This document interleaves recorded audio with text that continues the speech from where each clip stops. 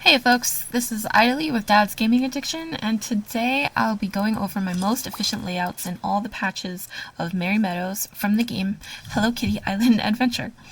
I'm assuming that those watching already know some of the basics of crossbreeding a flower, but I'll go over it really quickly. When planting a flower, it affects the 8 surrounding squares of that flower. When planting a flower next to it or around it, any tiles that the two flowers touch will have a chance of spawning a new baby flower or a clone of the parent flower, assuming that they are able to crossbreed. However, the more flowers that touch the same tiles, the less chance of a new flower spawning, because the chance for parent flowers getting cloned gets a bit more crowded. Granted, you could have amazing patterned hybrid flowers that spawn, but personally, I think trying for hybrids is better when aiming for those specific hybrids. Now, that's not to say that there's a wrong way to plant or a right way to plant. These layouts simply aim to give the most opportunity for a high chance of a new flower, the least amount of overlaps, and with no forcible empty spots. So as a disclaimer, these layouts may not be perfect. I'm sure other people can come up with more efficient ways of placing flowers, but so far these are what I found to be the ones that work for getting many new flowers in a time-saving way. These layouts work for people who want to mix colors or have a lot of patterned seeds and are aiming for specific new flowers. If you have very little of a specific seed that you want to breed with, towards the end of the video I'll show you my favorite layout for getting the most out of a pattern or color transfer. The resources I used for creating or editing the layouts are good old MS Paint and the flower patch charts in the official wiki made by a user named Meav. Big thank you to Meav, these blank charts are insanely helpful. I also used the Hello Kitty Island Adventure flower generator to double check if the layouts were valid, and I'll explain how I did that later in the video. Alright, so let's get down to it. Now, you might be a little bit overwhelmed with all the colors, but don't worry.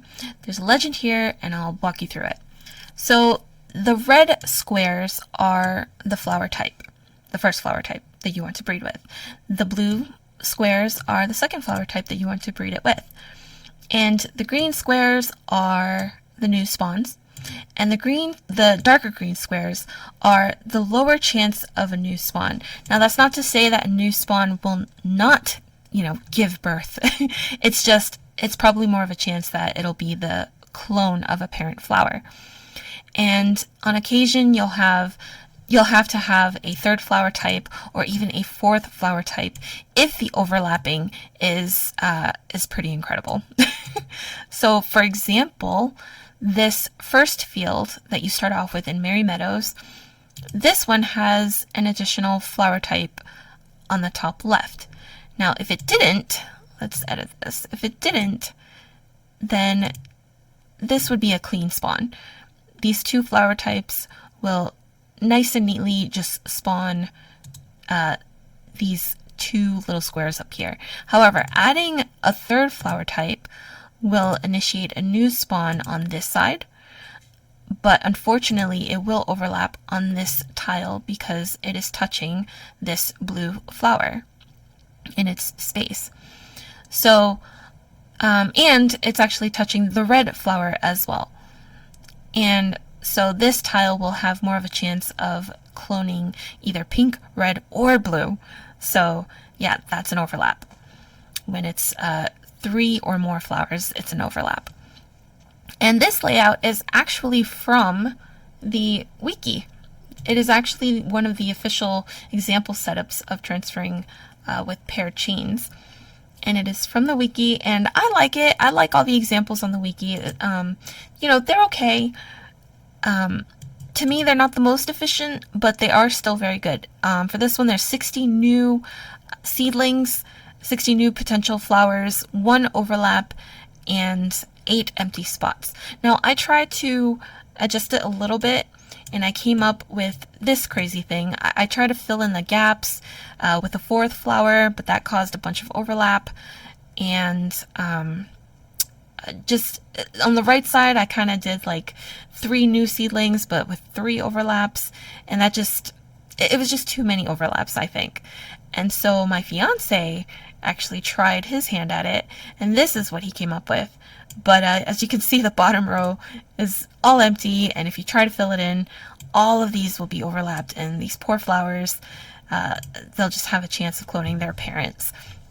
And so I came up with what I believe is to be probably one of the most efficient ways of doing it, and it's kind of just a vertical pair where you place the flowers in a vertical pair like pattern. And they will leave some empty spots, and if you do fill it in or kind of finagle it a little bit, you will get some overlap, but it's not as egregious as the 8 overlap on top with a 4th flower type. So this one only has 3 flower types. It's the most efficient in my opinion.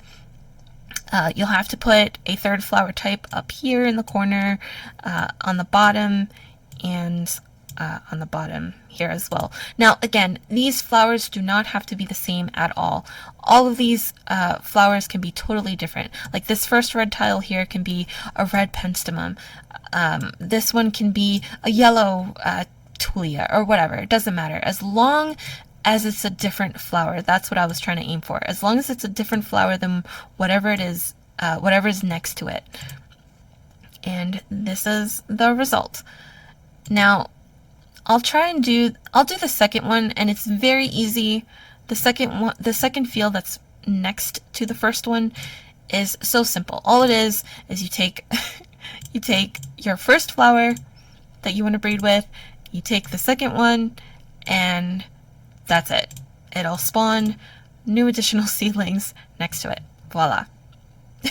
That's very simple. And real quick, here's the setup. Here's the flower generator setup for that first example. And I think this was actually the wiki example, and I finagled it a little bit. But as you can see, I kind of double checked which ones would give the most chances of the clone flower, which one would give better chances for seeds. So you can really use this to your advantage, just to double check how efficient your layout actually is. So for example, let's say I didn't have a bell button white flower there or bell button yellow there. This should net me a bell button warm pink, right? A 30% chance, or a 10%. Great, wonderful, beautiful. Now, if I added a flower up here if I added 2 flowers up here, just to fill in this middle gap here, let's just do a bell button, I forgot what I had earlier, bell button white, and a bell button yellow, just to fill in that middle one to get a cream. It's going to be a very good chance of getting a cream because there's no tile touching it. However, there are 4 flowers touching this one tile in the middle. So let's see what that looks like. To get that bell button cream, it's only 5%. There's a 5% chance of getting an orange, which is great because red and yellow, the red and yellow up top there. There's a 10% chance of getting the original warm pink, and way too many chances though of getting the parent flower. Really higher chances too. So it's up to you if you want the overlap or if you don't want it, just to have the clean. So it's still a 10% chance, but to get, an additional new spawn here, I think is actually worth it, even though there's going to be some overlap and some hybrids. Now, back to the layouts. Okay, so this third patch was a pain in the butt. We've tried, both me and my fiance tried every which way to try and come up with an efficient way of doing this. And as you can see, it was such a mess. We tried multiple times. And I almost got it here. This one was actually his. He came the closest, and he was actually pretty quick with it. But he came the closest to having a really great, almost perfectly filled in layout. But I had to actually add a couple flower types, and with a little bit more overlap, and I just did a few things just to completely fill it, just so it can be I don't know, so it can have more new spawns and no empty spots. The way you had it, but you can use either one. I would say these ones up top here are really bad. Let's do this. Let's give it a big ol' X. Don't use these. these are terrible. Don't use this one either. But yeah, you can use either this one or this one. I didn't count out how many new spawns there would be, but I imagine it's roughly the same. Obviously his has more empty spots but less overlap. Mine has a little bit more overlap. So yeah, it's up to you. I think this is probably the most efficient one, I think, to use. And then on the next one, on the fourth one near the Plaza Garden, this one was also a pain. I don't remember which one was my fiance's. I know he helped me with this one. I actually think it was this one. He came up with it really quickly, I know that. But so far, I think this one is probably the best one out of all of them. It looks like it has more new spawns with less overlap. This has one less overlap than this one, I believe. And yeah, this one's probably the most efficient. But as you can see, I always try to start off with getting the most out of a simple horizontal pattern. And if it doesn't work, I kind of move that whole pattern like one tile down or one tile up, as I did here. And if it doesn't really work, or if I can't really adjust it, I try to do a vertical way of doing it, and then I just go crazy. So that was the fourth one. The fifth one was my favorite. It's absolutely easy. You pair it up. It's just straight up flower, flower 1, flower 2, flower 1, flower 2, flower 1, flower 2. And the sixth one was surprisingly pretty easy. This was the fastest and one of the fastest and probably the most efficient way of doing it. Now, there is probably going to be an overlap here and an overlap here if you put a third flower down here, but that's okay. On the seventh one is not too bad either. This one was pretty quickly. This was the most easiest one. Well, one of the easiest ones. It was quick. I tried a vertical here, then a horizontal, then I moved the horizontal, and then I got most of it. Now, okay, let me talk about this eighth patch. This is just this infuriates me. So, the first thing that you'd probably want to do is do a flower here and a flower there, right? And sure, it'll spawn new stuff here, but what about this? What's this? Alright, well then I guess you'll have to put a new flower here, which means that it'll overlap that. And that's how I got to this first example. Now, that's great, that's fine, you can do that if you'd like. I personally like new spawns. I like new spawns all the time. So I would put a red there, a blue there, or a flower type 1, flower type 2, and then have the two spots here be new spawns. And then this one can be just a display area. You can pluck it and stock up on whatever you're low on. So that's what I came up with. I really hate that patch. That patch is terrible. Oh my gosh, but this one's even worse. The Gazebo North patch. I feel like the developers just put this patch just to show off all the flowers. There's really no efficiency here. The best I could come up with, I mean, you can see I tried so hard to do a horizontal way, but then the right side got mucked up, yes, messed up, mucked up. And then I really tried to fill it in, but there was just so many gaps. And then I tried to do a decorative corner-based sort of thing, and it just didn't work. Then I added a few more flowers, and I was getting somewhere, but the overlap was just still too bad. So I finally ended up with this. So all the red tiles are one flower type, all the blue flowers are one other flower type, and all the pink flowers or pink tiles are the third flower type. No need for a fourth flower type. Unless you want to, that's fine, it's up to you. But the only overlaps will be this, yeah, all the dark greens.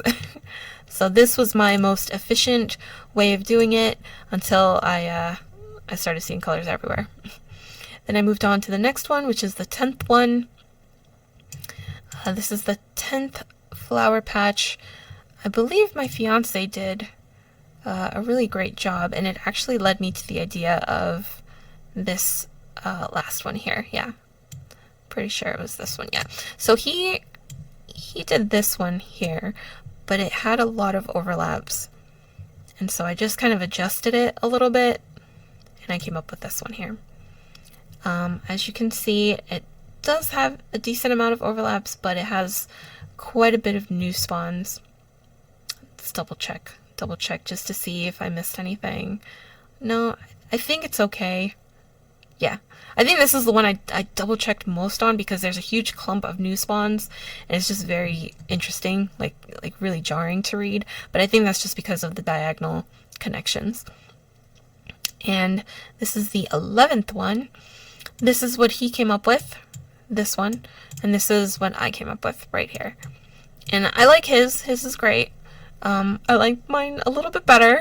It has one overlap, but you know, it's still great. Like we bounce ideas off of each other back and forth. And I think, was that it? Oh yeah, 12 is for Seaside Resort. Okay, so Merry Meadows only has 11. So that was kind of the thought process. You can see like how it starts off with a lot of gaps, because I'm just trying to gauge where those empty spots are. So again, there's no right or wrong way to create or edit your layouts or to plant your flowers. Again, the wiki has amazing layouts that are really recommended, and I do like them. The only ones that I don't really like are the merry-go-rounds.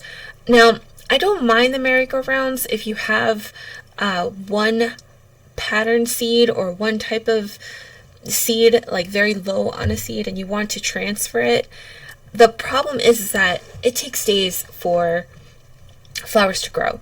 So I like to be as efficient with my time as possible, and the more seeds or the more flowers that are touching one tile, the less chance of a new spawn, I guess. So what I like to do is something a little bit different.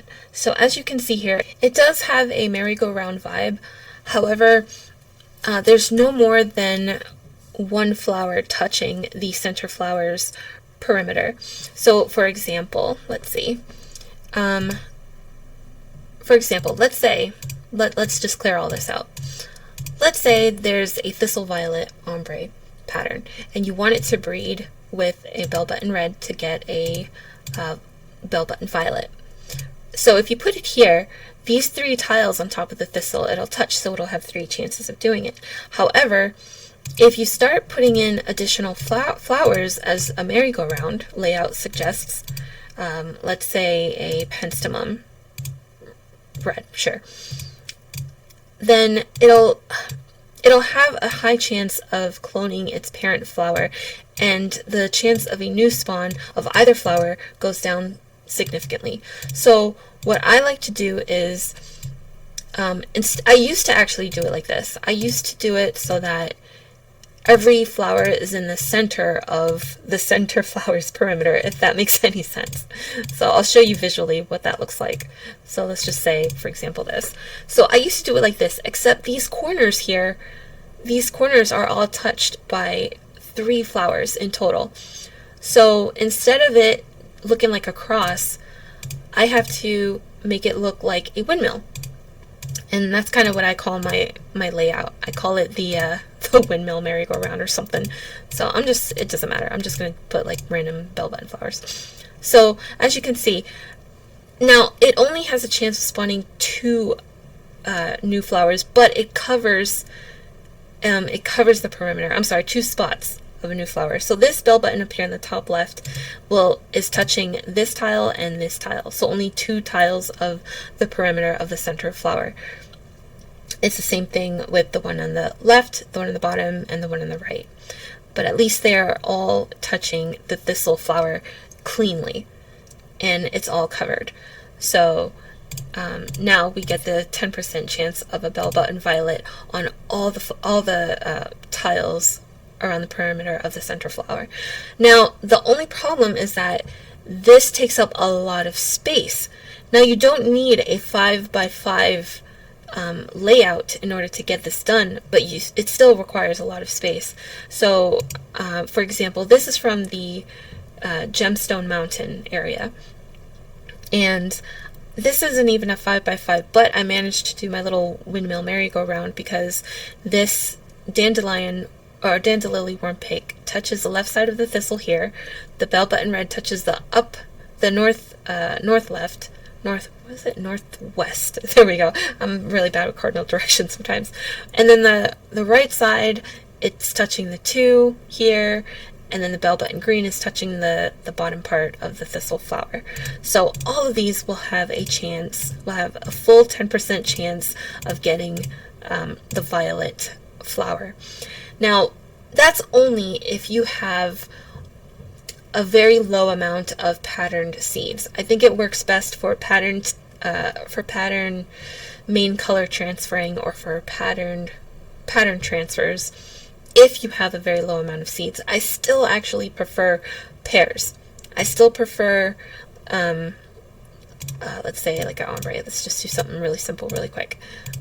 So I still prefer transferring this way, because it doesn't have, oh my gosh, I can't click and talk at the same time. It doesn't have, it doesn't take up as many space. It doesn't take up a lot of space. So as you can see, there's only 3 flowers here, and you still have 7 possibilities of a new spawn here. It's very clean. It'll give the full, I don't think these 2 can even breed. Sorry, let me change that up. Alright, it'll still give the 30% chance of a new flower, or a 10% if it was a pattern flower. I probably should have switched these 2. But it takes up so much less space, whereas you need all of this for 8 possible new spawns, and it takes up so much space. But if you have a lot of patterned flowers and you want to color mix and pattern transfer, then I think this is the best way to do it. It's just doing it in pairs like this, so that you get as much clean spawns, I call them clean spawns, as possible. So these are the layouts in one big image. The most efficient layouts endgame, I guess. And yeah, so hopefully you can read these. All the red tiles are just one flower type, all the blue tiles are just the second flower type, and all the pink ones are the third flower type. There's no need for a 4th flower type unless you want to include it. Again, they don't all have to be the same. They can be completely different as long as they're able to crossbreed. And every spot should at least have new spawns, or at the very least some overlap, some sort of a hybrid possibly. But yeah, that's all for now. Next video will be Seaside Resort. Thank you so much for watching, guys, and thank you so much for listening. Don't forget to subscribe and like the video. Bye, guys!